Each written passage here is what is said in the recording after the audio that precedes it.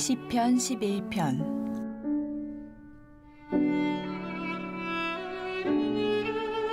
내가 여호와께 피하였거늘 너희가 내 영혼에게 새같이 내 산으로 도망하라 함은 어찌함인가. 악인이 활을 당기고 화살을 시위에 먹임이여 마음이 바른 자를 어두운 데서 쏘려 하는도다. 터가 무너지면 의인이 무엇을 하랴. 여호와께서는 그의 성전에 계시고 여호와의 보좌는 하늘에 있으며 그의 눈이 인생을 통촉하시고 그의 안목이 그들을 감찰하시도다. 여호와는 의인을 감찰하시고 악인과 폭력을 좋아하는 자를 마음에 미워하시도다. 악인에게 그물을 던지시리니 불과 유황과 태우는 바람이 그들의 잔에 소득이 되리로다. 여호와는 의로우사 의로운 일을 좋아하시나니 정직한 자는 그의 얼굴을 배우리로다. 또 마음의 소원을 품고 하나님 품에 나오신 여러분 모두를 주님의 이름으로 축복하고 환영합니다. 하나님은 우리의 마음에 소원을 두고 행하신다고 말씀하여 주셨어요. 성도의 마음에 소원을 품게 하신 하나님, 그 소원을 이루는 축복을 허락하여 주실 줄로 믿습니다. 우리가 생각하고 또 우리가 기대했던 것 이상 그 놀라운 하나님의 미래가 여러분과 저의 삶의 자리 가운데 나뉘어지고 있다는 사실을 꼭 신뢰하시고 어떤 경우에도 낙심하거나 흔들리지 마시고 믿음으로 승리하는 성도들 되시기를 간절히 바랍니다. 오늘 시편 11편 참 놀라운 그런 말씀이 역시 이 시편 11편 안에도 기록되어 있는 것을 보게 됩니다. 다윗의 인생에 큰 위기를 맞이하게 되는 그러한 내용이 오늘 본문에 기록되어 있는데, 그렇죠. 우리가 아무리 우리가 대단하다 할지라도 언제나 승승장구할 수 있는 것은 아니에요. 마치 우리가 이제 항해를 하다 보면 언제나 이렇게 고요한 바다가 아니겠죠. 때로는 막 풍랑이 일고 폭풍이 몰려오기도 할 텐데, 정말로 훌륭한 그 항해사는 바다가 잔잔할 때가 아니고요, 풍랑이 일고 폭풍이 몰려올 때, 그때 그 사람의 진가가 드러나는 법이죠. 저는 바라기는 우리 믿음의 사람들의 진가는 위기와 환난 속에서 나타나는 거예요. 그전에는 뭐 다 똑같아 보입니다. 그러나 한번 고난이 오고 위기가 오고 환난이 오면 그때 진가를 드러내는 거예요.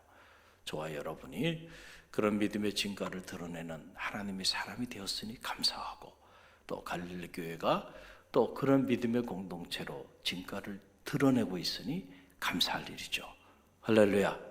오늘 다윗이 큰 위기에 봉착하게 되었는데, 사실 돌아보면 다윗의 인생의 첫 출발은 참 좋았어요. 승승장구했어요. 사사 시대의 마지막 위대한 사사 사무엘에 의해서 직접 기름 부음을 받기까지 했던 인물이 누구예요? 다윗이죠. 다윗이 그런 인물이에요. 그리고 블레셋의 최고의 용사 골리앗을 직접 물리쳤던 위대한 하나님의 사람이 누구예요? 다윗이에요. 그런데 다윗이 그런 놀라운 업적을 이뤘을 때가 보면 목동 시절에 이미 일찍이 다윗은 두각을 나타낸 겁니다. 그래서 많은 사람들의 세간의 주목을 한 몸에 받기 시작한 거예요. 그렇지 않았겠어요? 아니, 저가 누굴까? 사람들이 얼마나 놀랐겠어요. 목동이 있잖아요. 그런데 이스라엘에 내놓으라 하는 장수들이 다 포진되어 있는데 그들도 누구 하나 나서서 골리앗을 해결하지 못했는데 두려움이 없이 나가서 물맷들 몇 개 가지고 골리앗을 내려눕히는 모습을 보면서요, 사람들이 얼마나 놀랐을까. 아마 당시 다윗의 이름을 모르는 사람이 없을 정도로 이스라엘 온 지역에 다윗의 이 용맹스러운 모습이 다 소개가 되지 않았을까. 그러니까 세간의 주목을 받기 시작했다. 그래서 사울이 당시 이스라엘의 초대 왕으로 하나님이 사울을 들어서 새로운 왕정시대의 문을 열게 했잖아요. 그 위대한 인물이었던 사울이 그를 보고는 그를 존귀히 여겼습니다. 그래서 그를 가까이 하고 자기 곁에 두었어요. 그리고 그에게 자신의 무기를 드는 자가 되게 했고 전쟁터에 자기 대신 나가서 싸우게 했다는 거예요. 여러분, 이건 대단한 겁니다. 내 대신, 내가 할 일을 내 대신, 그 중요한 일을 대신 다 맡겼다는 것은 그 정도로 다윗을 청해했다는 얘기죠. 다윗을 믿었다는 거죠. 다윗을 신뢰했다는 거죠. 중요한 전쟁터에 나가서 만약에 패악이라도 하게 되면 나라의 운명에 어려운 문제가 생기게 되는데 믿을 만한 사람을 내보내야 되지 않겠단 말이죠. 할렐루야. 그래서 다른 사람이 아니고 다윗을 대신 전쟁터에 나가게 했어요. 그런데 하나님이 또 그를 축복해 주셔서 어떻게 된 일인지 전쟁터에 나가서 싸울 때마다 승승장구하는 거예요. 패배를 모르네. 야, 그러니까 다윗은 정말 대단한 인물인 거죠. 나가는 전쟁터마다 승리를 하게 돼요. 그러니까 사울이요, 이를 더 귀히 여깁니다. 그래서 자기의 큰딸 메랍을 누구에게 줬어요? 다윗에게 줬습니다. 그러니까 자기 아예 사위를 삼아버려. 얼마나 다윗을 청해했으면은 자기 큰딸을 내어주었겠는가라고 하는 사실이에요. 저도 딸이 둘 있지만 아무에게나 딸을 내어줄 수 있을까요? 그 쉬운 일이 아니죠. 쉬운 일이 아니에요. 얼마나 다윗을 청해했으면 사울이 자기 딸을, 자기 사랑하는 딸 메랍을 다윗에게 내어줬을까.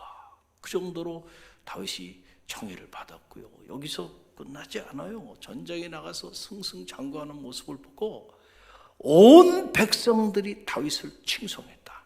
그러니까 다윗의 인생의 출발점은 대단히 화려했고요. 그리고 승승장구했어요.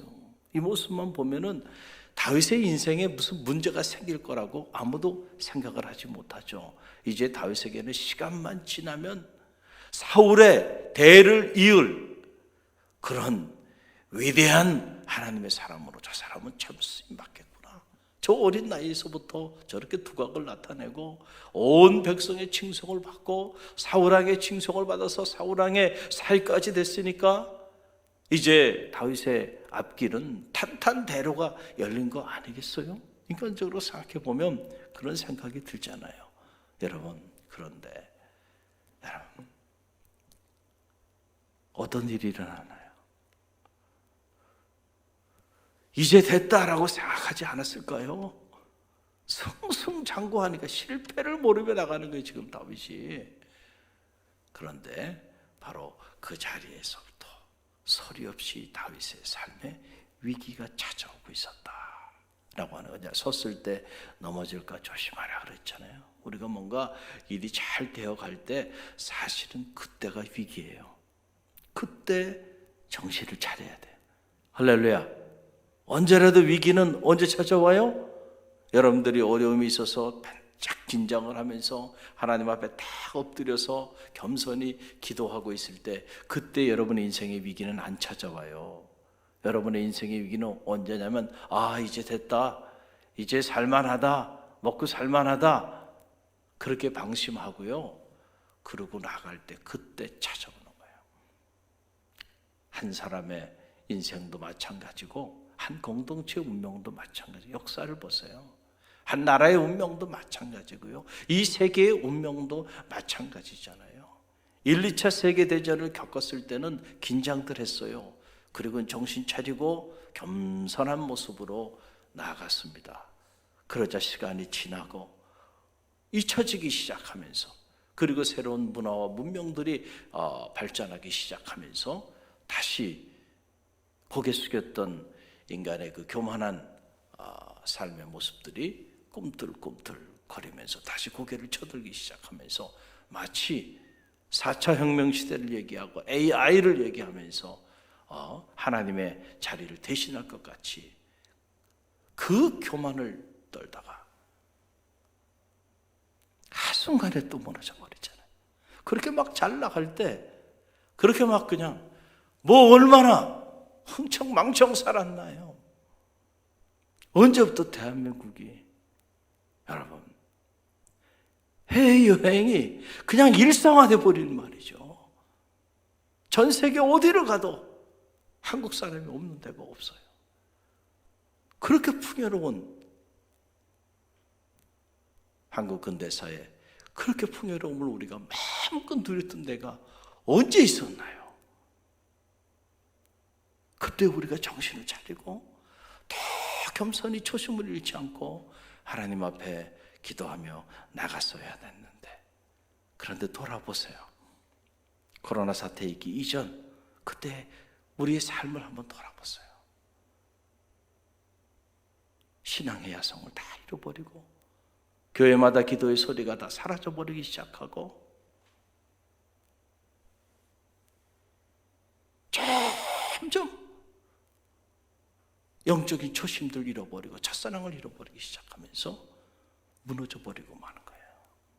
다시 회복해야 될 줄로 믿습니다. 할렐루야.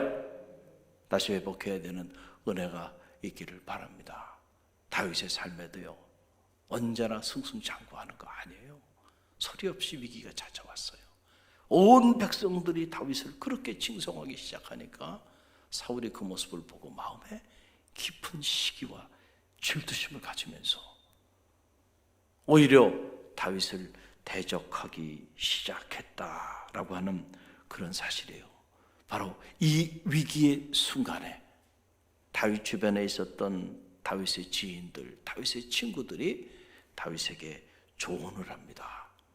그 조언에 대하여 다윗이 반응하는 그 일련의 이야기가 오늘 시편 11편의 말씀입니다. 여러분 1절로 3절 말씀을 보세요. 다윗과 그의 친구들의 대화입니다. 우리 1절로 3절 함께 읽어봅니다. 내가 여호와께 피하였거늘 너희가 내 영혼에게 새같이 내 산으로 도망하라 함은 어찌 함인가. 악인이 활을 당기고 화살을 시위에 먹이며 마음이 바른 자를 어두운 데서 쏘려 하는도다. 터가 무너지면 의인이 무엇을 하랴 그랬어요. 터가 무너지는데 네가 의인이라고 한들 무엇을 할 수 있겠느냐라고 하는 그런 이야기입니다. 1948년에 폴 틸리라고 하는 신학자가 흔들리는 터전이라고 하는 한 권의 설교집을 출간했어요. 1차 세계대전을 목도하면서 당시 그 시대의 자상을 흔들리는 터전으로 본 거예요. 그런데 저는 제가 요즘 코로나 팬데믹 사태를 겪으면서 흔들리는 그 터전이 이제는 붕괴되고 있음을 직감하고 있어요. 소중했던 우리의 삶의 터전들이 하나 둘씩 지금 붕괴되고 있는 이러한 위기 가운데 오늘 우리가 놓여 있는 거예요. 터가 무너졌는데 지금 네가 의인인들 의인이 무엇 할 수 있겠는가? 터가 무너져 내렸는데. 이제 다음 주에 5월 28일 날 여러분 중보기도 해주세요. 전국 감리교 사회 평신도부 총무들 총무님들과 함께 저 원주 오크밸리에서 큰 세미나가 있어요. 거기 제가 강연자로 초청을 받아서 강연을 준비하고 있는데 제 마음에 계속 드는 생각이 지금 터가 무너져 내렸는데도 우리가 위기의식이 없다는 거예요. 가장 불행한 거. 롤로메이라고 하는 실존주의 분석 철학자가 Man search for himself라고 하는 자아를 잃어버린 현대인이라고 하는 책을 통해서 우리에게 던져준 가장 강력한 메시지. 현대인의 비극 중에 가장 큰 비극은 본인이 비극적인 삶의 자리에 있다고 하는 사실을 자각하지 못하는 그것이 가장 큰 비극이라는 거예요. 내가 암에 걸려서 온 몸에 세포가 다 죽어가고 있는데도 자신의 그러한 상태를 인지하지 못하고 있는 바로 그것이 가장 큰 비극이라는 거죠. 소중한 터전들이 송두리째 지금 다 무너지고 있는데도 정신을 차리지 못해요. 목회자들도 정신을 못 차리고 성도들도 정신을 못 차리고 나라도 정신을 못 차리고 있다라고 하는 거죠. 여러분, 얼마나 안타까운 일이에요. 위기의식을 가져야 되네. 위기의식을 가져야 돼. 오늘 이 말씀에도 보니까 아마 주변의 친구들이 조언을 하는 거죠. 조언하는 거예요. 야, 너 다윗에게 조언하는 거예요. 너 지금 너의 터가 무너져 내리고 있어. 악인들이, 의인이 너를 죽이려고 지금 그렇게 달려드는데 네가 지금 새처럼 도망가야 되지 않겠냐. 새같이 내 산으로 도망가야 되는 거 아니냐. 너 왜 지금 이러고 있느냐. 다윗을 사랑했던 지인들의 조언이에요. 이 조언에 대해서 여러분, 다윗이 하는 말을 들여다보세요. 다윗이 뭐라고 응답하나요? 여러분, 다윗이 응답하는 내용을 보세요. 여러분, 그 내용이 바로 11절 1절 말씀이죠. 다시 읽어봅니다. 내가 여호와께 피하였거늘 너희가 내 영혼에게 새같이 내 산으로 도망하라 하면 어찌함인가. 그러는 거예요. 새같이 내 산으로 도망하라고 지금 조언을 하는데 내가 지금 여호와께 피하였는데 어디로 도망하라고 하는 얘기냐? 라고 하는 사실이에요. 할렐루야. 놀라운 말씀이죠.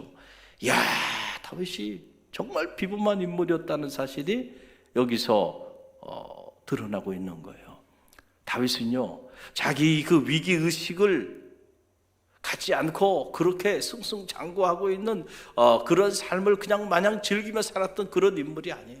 자기에게 위기가 찾아왔음을 인식하고 자기에게 큰 위기가 찾아왔음을 알고요. 그는 누구에게 피했어요? 여호와께 피했다는 거예요. 오늘 우리도 여호와께 피할 줄 아는 영성과 지혜가 있기를 간절히 바랍니다. 여호와께 피하는 자가 복이 있다 말씀하여 주었는데 위기를 만났는데도 아직도 내가 발을 딛고 살아가고 있는 이 소중한 터전들이 지금 다 무너져 내리고 있는데도 괜찮다 생각하고 그냥 우리가 여호와께 피하는 그런 영적인 지혜를 갖지 못한다고 한다면 여러분, 얼마나 안타까운 일이에요.